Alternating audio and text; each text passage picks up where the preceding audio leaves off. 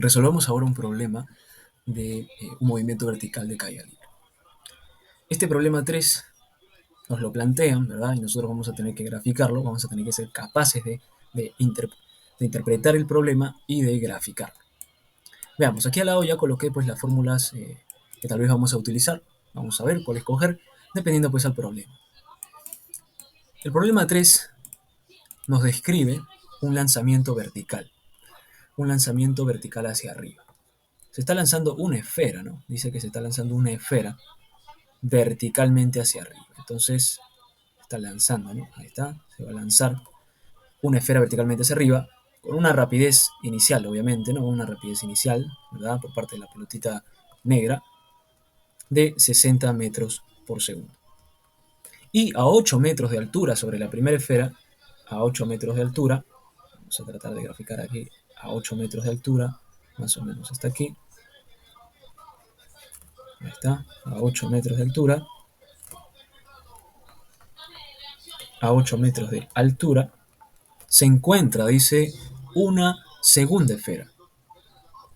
Se encuentra una segunda esfera. Pero esa segunda esfera dice que es soltada, ¿no? La suelta. Y la sueltan en el mismo instante de lanzar la primera.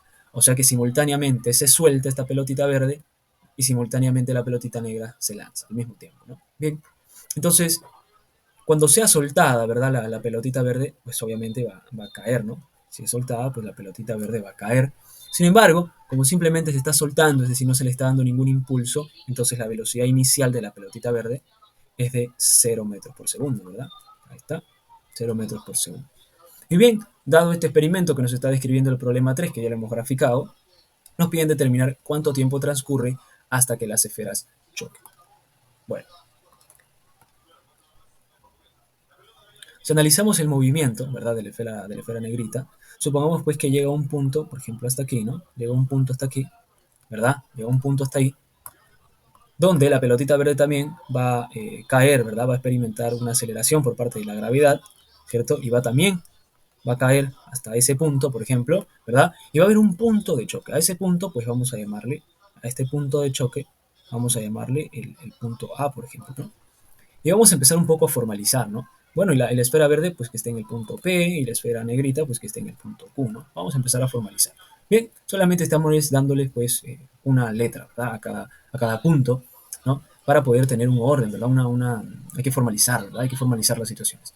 Bien, nos piden determinar cuánto tiempo transcurre, es decir, cuánto tiempo pasó, ¿verdad? Cuánto tiempo pasó desde que la pelotita verde estaba ahí y llegó a este punto, ¿cierto? Y cuánto tiempo pasó desde que la pelotita negra pues también llegó a este punto, ¿no? ¿Sí? Bien.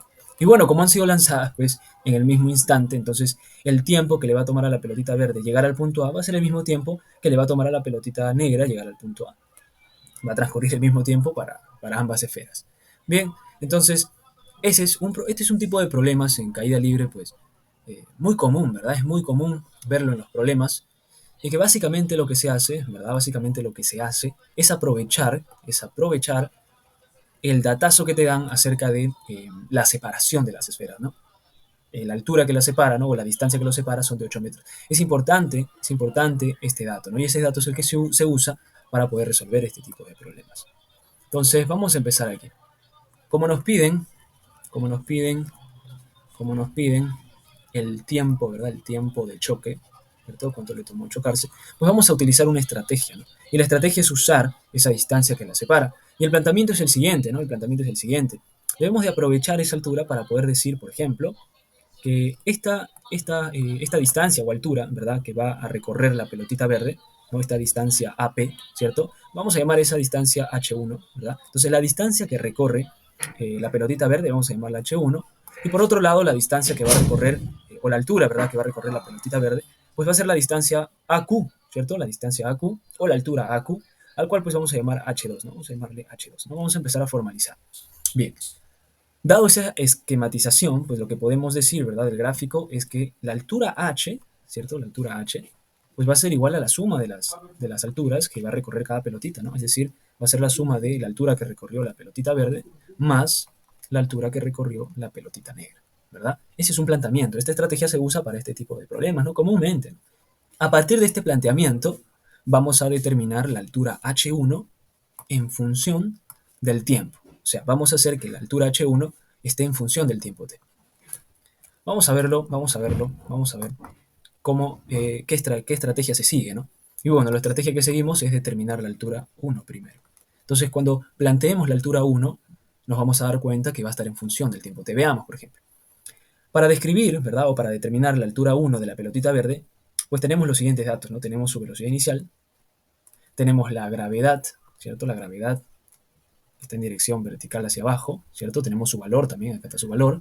Tenemos también el tiempo, que es nuestra incógnita, ¿verdad? Entonces, tenemos altura, velocidad inicial, gravedad y el tiempo, que es la incógnita.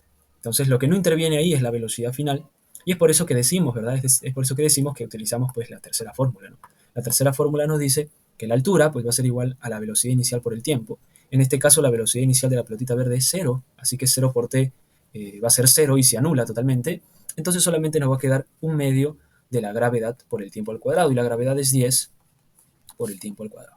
Y aquí hay que tener cuidado, pues acá lo pongo positivo, ¿no? Un medio de 10 positivo, debido a que, pues, el movimiento que experimenta la pelotita verde es a favor de la gravedad, ¿no? Entonces la pelotita está experimentando una aceleración, ¿no? Entonces ahí hay que tener cuidado.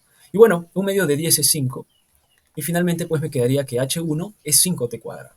Entonces tenemos a h1 expresado, ¿no? Expresado en función del tiempo, ¿no? En función del tiempo, que es justo lo que queremos saber. Vamos a poner al tiempo de color azul, ¿no? Justamente está de azul, ahí está.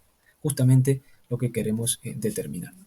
De la misma forma vamos a hacer para C, ¿cierto? Para C, o sea, ¿no? La parte C es determinar la altura 2 que va a recorrer la pelotita negra en función del tiempo t.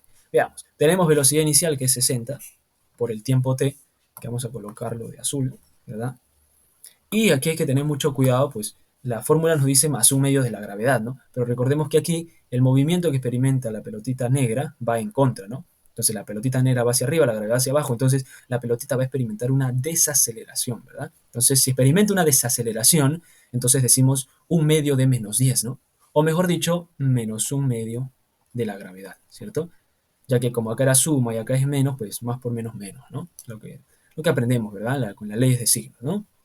Bien, entonces tenemos menos un medio de la gravedad, puesto que experimenta desaceleración, por el tiempo t al cuadrado. Entonces acá tengo por el tiempo t al cuadrado. Un medio de 10, pues es 5, ¿no? Entonces tendría 60 por t, ¿verdad? 60t menos 5t cuadrado. Bien, pero al t vamos a pintarlo de azul, ¿no? Al t vamos a pintarlo de azul, ahí está. Bien, entonces, debido a eso, pues ya podemos retomar, ¿verdad? Podemos retomar la ecuación principal, ¿no? Retomamos. Vamos a retomar.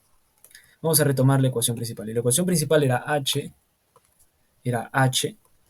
que en este caso la altura h es de 8 metros. Entonces sería 8 es igual a la altura h1, ¿verdad? Pero la altura h1 era 5t cuadrado. Ahí está. Más la altura 2. O sea, vamos a poner más la altura 2, que en este caso es 60t menos 5t cuadrado. ¿De dónde? Pues 5t cuadrado con menos 5t cuadrado se anulan. Me queda que 8 es igual a 60 veces t. Y de dónde pues obtenemos, por lo tanto, ¿no? 60 pasa a dividir, 80 entre 60, va a ser que t es aproximadamente 0,13 segundos. Y esa sería la respuesta a nuestro problema. 0,13 segundos aproximadamente es el tiempo que transcurre para que las pelotitas, dadas las condiciones, puedan chocar.